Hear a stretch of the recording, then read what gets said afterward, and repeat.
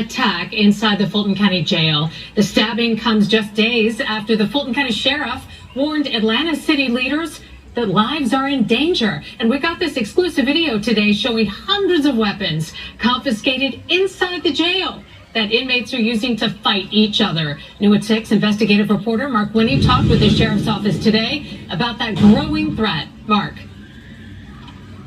All right, look at this awful assemblage.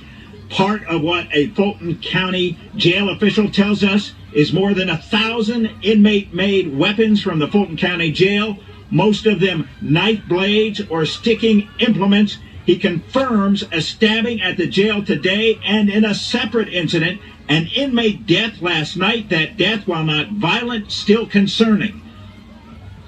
Some of them are actually screws that have been filed down on the concrete within the jail. Some of the softer pieces of metal have been bent into shape to create an edge and a quite deadly piece of material. Fulton County Sheriff's Lieutenant Colonel Adam Lee says the wheelbarrows and barrels contain more than 1,000 homemade weapons, most of them shanks, made when pieces of metal pulled from the infrastructure of the Fulton County Jail were sharpened to potentially lethal points. He says Fulton County Sheriff Pat Labatt recently had them displayed for the Fulton County Commission to make a point about problems with the overcrowded, aging jail.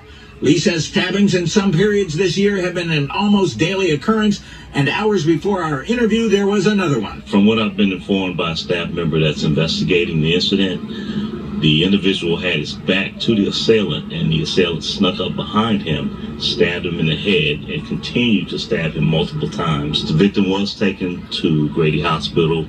From what I've been informed, his injuries are not life-threatening. Colonel Lee confirms that was one of 2 serious incidents in less than 24 hours at the jail, the other an inmate death.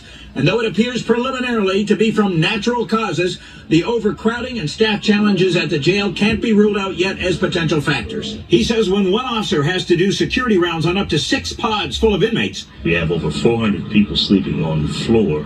It's almost impossible to be attentive to every single individual. Colonel Lee says now 9 Fulton County jail inmates have died since January 1st, a combination of medical issues, suicide, and homicide, all but one either dying at the main jail on Rice Street or after being transported to a hospital from there. Lee says a late September death at the jail was the result of a stabbing, so both death and stabbings at the jail have been an ongoing concern. The instrument that we believe was very similar to this one. I am moving in a space where people's lives are in danger. Colonel Lee says the possibility of more deaths in the overcrowded, staff-challenged jail was a significant part of the motivation for remarks Sheriff Labatt made to the Atlanta City Council Monday in an effort to expedite the transfer of some Fulton County inmates. So why would we delay anything when it comes to people's lives?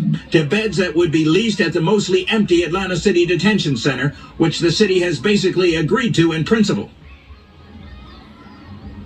Now, Tuesday, Fulton County Commission Chair Rob Pitt suggested to us a delay in moving inmates, in his opinion, jeopardizes lives. So Lieutenant Colonel Lee says, as of today, 458 Fulton County jail inmates were assigned to sleep on the floor in so-called boats in open bullpen areas, meaning they are not secured behind cell doors, which poses a threat both to staff and inmates, including making attacks with homemade weapons. Reporting live, Mark Winnie,